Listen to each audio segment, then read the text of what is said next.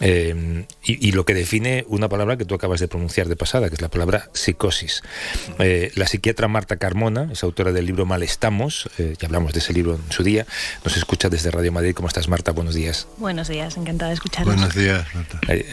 Estabas escuchando esta conversación, ¿no, Marta? Sí, sí, atentísima. ¿Cómo se encuentra el paciente? Bueno, habéis descrito muy bien, ¿no? Yo creo que fíjate que yo soy poco amiga de utilizar la psicopatología para cosas que son de fuera de la clínica, pero cuando me habló Paqui de que ibas a tener esta conversación dije, es que esta es una de las veces donde sí que de verdad aplican los constructos y las ideas que tenemos en psicopatología para entender la realidad, porque en efecto esta parte de la realidad en la que de repente no nos podemos fiar de lo que hasta ahora sí que era una información perfectamente verosímil, ¿no? Esta cosa de esta sede del banco de al lado de mi casa o esta llamada o lo que sea, a lo cual yo históricamente le vengo otorgando mi confianza y de repente puede que sea mentira y además no pasa nada porque sea mentira, pues en efecto es tremendamente inductor de angustia, ¿no? y de ese estado paranoide que es pues uno de los mayores sufrimientos psíquicos que puede tener el ser humano, sino el mayor, vaya. Sí, hablas de estado paranoide y es verdad que a veces yo mismo, yo creo que a veces estoy obsesionado con que no me roben pues eso, la identidad o los datos personales, ¿no? Hay un síndrome que es el síndrome de Capgras, ¿se llama? Capgras. Que básicamente que es pensar siempre que lo que tienes delante no es lo que tienes delante, ¿no? Sí, bueno, se habla ¿no? O sea, es como dentro de la psicopatología, dentro del espectro psicótico de sintomatología, en delirios muy graves aparece esta figura que es en la que la persona con un delirio ya absolutamente sistematizado cree que las personas a las que tiene delante no son realmente ellas, sino otros, ¿no? Entonces, a lo mejor el padre del paciente o el hermano del paciente intentan tranquilizarle y entonces el paciente te dice, pues que este no es mi padre. Es verdad que eso es como en la versión como más extrema, ¿no? Es cuando han aparecido los síntomas psicóticos y además se han desestructurado muchas otras cosas, o sea, como que esto no aplicaría un poco en esta cosa cotidiana de la que estamos hablando, aunque sea como su vertiente más extrema y sea muy ilustrativa. Pero sí que, ¿no? Esta idea de estado paranoide en la que simplemente tú miras a tu alrededor y sientes que todo tiene un barniz de irrealidad y un barniz de esto no me puedo fiar. O a ver si va a ser por aquí donde me la van a estar colando. Pero es que es verdad, pero es que ahora la realidad es esa. Eso es. Entonces, pero es verdad que en términos extremos, quiero decir, tú sabes que estás hablando con nosotros, Juanjo sabe que está hablando con nosotros, pero seguramente la próxima vez que la Guardia Civil pare a Juanjo va a decir que no sois la Guardia Civil, no me lo creo. Eso es, entonces es un estado en el que eventualmente ese camino es infinito, quiero decir, puedes acabar con esa desconfianza extrema y con esta sensación al final, los delirios en realidad, los estados paranoides, lo que son es una suma de certezas, ¿no? De certezas absolutas en las que dices, esto es malo, por aquí van a venir cosas malas, esto me va a hacer daño. Y donde estaba mi confianza entró una duda, pero no es una duda real, porque la capacidad de duda en sí es sana, o sea, la pura salud mental al final es tener capacidad de dudar sobre las cosas y al final hacer una decisión consciente de a qué decides otorgarle tu confianza y a qué no. En un estado paranoide eso no se puede hacer porque esa duda inicial ha arrasado con todo y lo que se ha instaurado es una certeza de que todo es malo, todo te va a hacer daño, no te puedes fiar de nadie y eso a lo que te aboca al final es una soledad absoluta, ¿no? Y de ahí viene el dolor y de ahí viene el malestar de estar absolutamente solo en un mundo que es tremendamente amenazante. Claro, además como todos los delirios son autorreferenciales, ¿no? Es decir, cuando tú crees que la televisión te habla a ti, todo tiene que ver contigo, es que estos delirios hechos a medida son también de carácter autorreferencial, ¿no? Es decir, que si tú te crees que estás hablando con Brad Pitt, que está enamorado de ti, claro que ese es un delirio súper bien montado, ¿no? Total, y que además te aleja del resto porque nadie se lo cree, porque ¿cómo va a creerse la gente que Brad Pitt hable contigo? Pero tú sabes que sí que es Brad Pitt quien está hablando contigo, ¿no? Entonces, tú sabes que es verdad, que es Brad Pitt. Claro, se genera ahí una especie de suerte de realidad, que esto los activistas en primera persona o los supervivientes de la psiquiatría siempre han hablado de ¿no? un término que utilizan mucho para hablar del delirio es de la realidad, o sea, hablan de la realidad como la realidad compartida y luego las realidades de cada uno, ¿eh? A mí me gusta mucho esa descripción porque es muy ilustrativa, en efecto, para quien está sumido en esa ideación es una absoluta realidad. Para estas personas que estabais describiendo, todos estos casos de estas estafas, de estas situaciones, era una situación absolutamente real en ese momento, ¿no? Claro, que te llama de ING Direct y tú estás viendo que el teléfono de ING Direct, es que ¿cómo no te vas a creer? Pero es que aquí no hay límites, porque ya se puede, dentro de nada ya se podría hacer que además la voz de la persona que te llama es la voz de la persona con la que tú hablas habitualmente en el banco, porque han clonado. De hecho, O sea, en esta estafa en particular clonaron también la música de espera. Claro, con lo cual, entonces, yo, por eso a mí me parece que en este asunto es un asunto más para la psiquiatría que para la policía, ¿no? Porque Marta, tú fíjate, en unas sociedades que vivimos donde se habla tanto de las teorías de la conspiración y todo esto, ¿no? En fin, que luego resulta que las teorías de la conspiración, pues en muchos casos pasan 20 años y dices, pues era verdad. Pero todo esto, en estas capas de la población, digamos, que son muy anchas y que son que en fin, sin tener delirios de persecución, son un poco paranoicas, entre las que me incluyo, yo soy un poco paranoico y tal. Esto es desastroso, esto que está ocurriendo con el mundo digital, ¿no?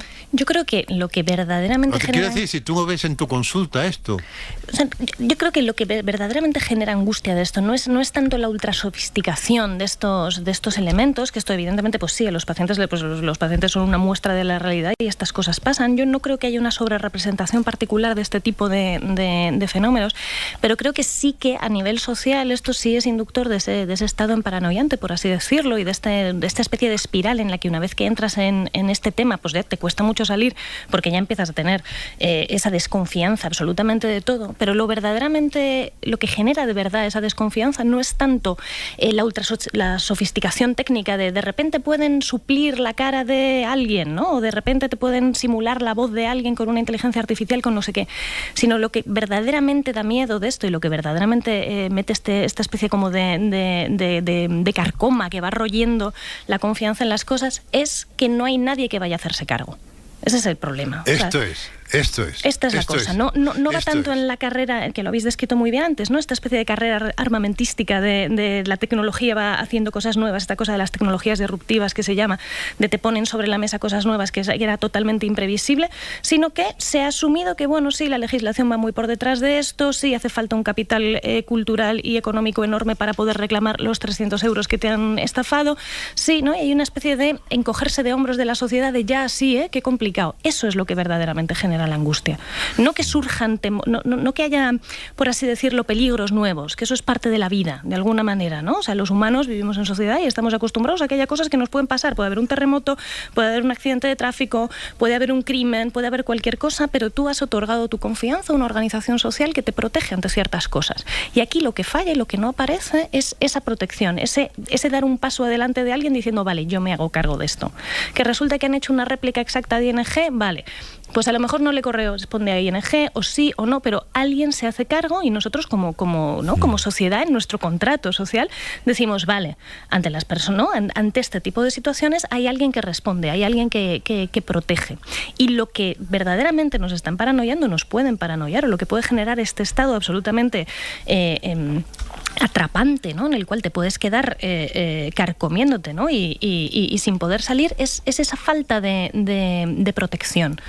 Y sobre todo de identificar ante quién tienes que ir, ¿no? Porque tienes unas instituciones que van como muy por detrás de la realidad en ese sentido y que además no parece que estén dando un paso adelante en decir, venga, vale, vamos a ponernos al día, vamos a intentar hacer las cosas mejor. Verdad. Lo que pasa es que ahí hablas de política y tienes toda la razón, y ese alguien, lógicamente, a que te refieres es el Estado, que debería crear algún tipo de fondo de garantía, obviamente pagado por los bancos, para hacer frente a este tipo de estafas que proliferan, ¿no? Al banco tú le confías una labor, que es la custodia de tu dinero. Si de esa manera incumplen su labor, sea por tu culpa, no sea por tu culpa, pues de alguna manera tendrían que responder, ¿no? Pero Javier, tú de ese modo resuelves el problema práctico. Y aquí de lo que estamos intentando resolver es el problema psiquiátrico.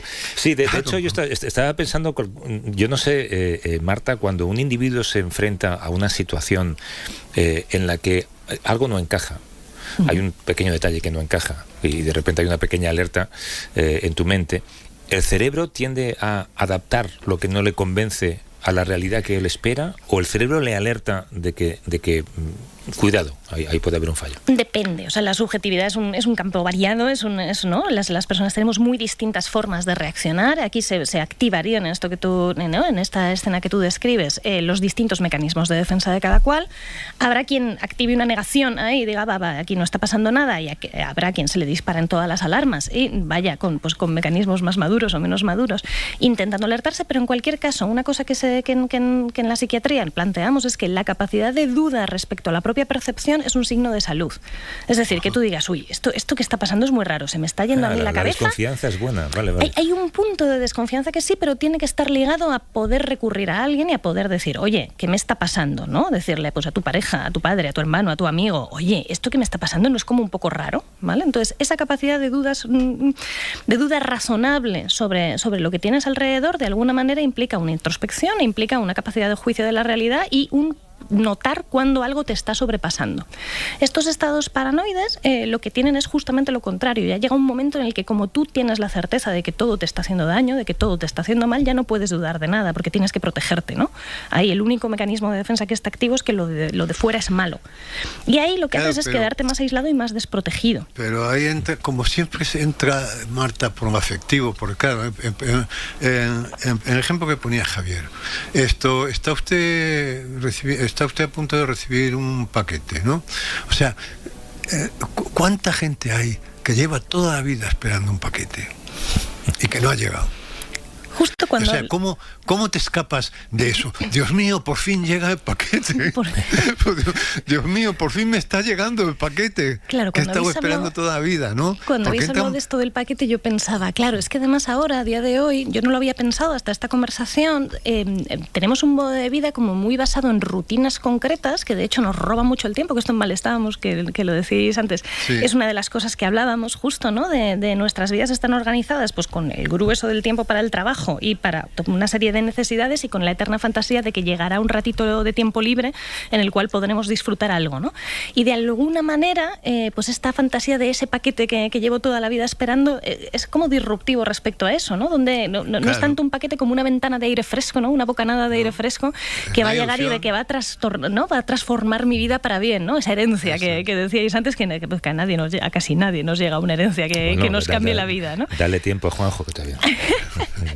Pero que es verdad que como que de alguna manera es muy fácil para el mundo en el que vivimos ahora aprovecharse de esas ilusiones colectivas o aprovecharse de eso como para intentar hacer negocio, como para intentar sacar algo por ahí. Pero, a cambio, lo que necesitamos también es que como sociedad seamos capaces de protegernos, porque si no...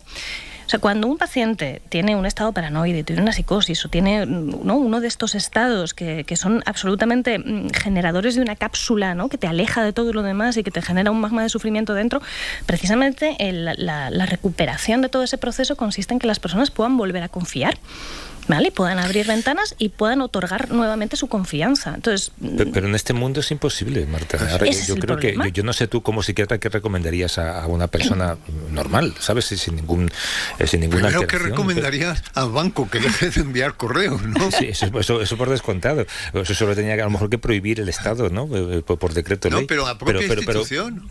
Pues pero ¿cómo actúas? Yo aquí el problema fundamental que veo es que, claro, estamos como en un momento histórico muy concreto donde veníamos de varios siglos de entender las competencias, en plan, los estados es de fronteras del país para adentro, luego los organismos supranacionales son no sé qué, y claro, Internet, como que no todo lo que tenga que ver con lo digital no tiene por qué seguir ese patrón, ¿no? No tenemos un patrón que en el siglo XVIII y en el XIX funcionaba, pero a partir de finales del 20 y del 21, ¿no? Entonces probablemente las instituciones tengan que renovarse y las competencias de cada uno tengan que cambiar, o sea, y probablemente tengamos esa transformación social que hemos tenido en los últimos 30 años, las instituciones no la han hecho todavía. Entonces, ¿a quién denuncio yo?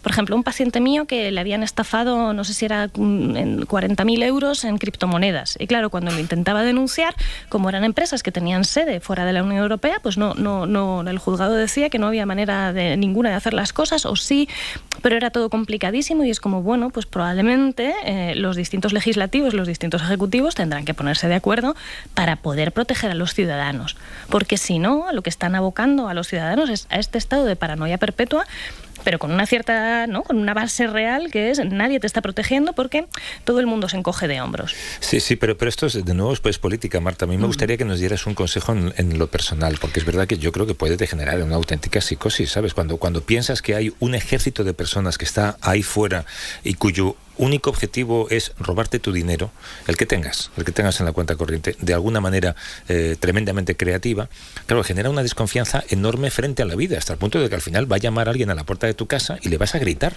porque piensas que va a robarte. A decir, métase la llave inglesa, ¿no? Pues es que yo creo que este es uno de los ejemplos perfectos de que lo individual y lo político no se pueden separar tanto, porque evidentemente yo creo que ahora es perfectamente razonable dar una consigna de principio de prudencia a la gente, ¿no?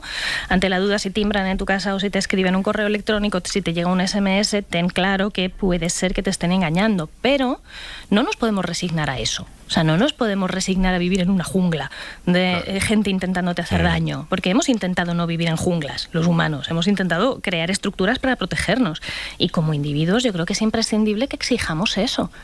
Entonces, si las consignas individuales son búscate la vida, en realidad lo que estamos haciendo es generar más paranoia todavía.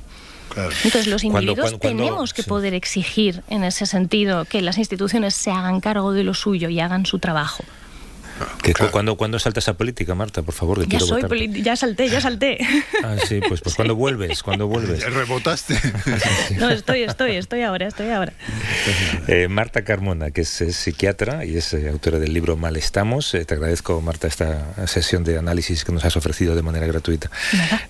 Cuídate mucho y ya nos veremos. Lo mismo. Chao. Un abrazo.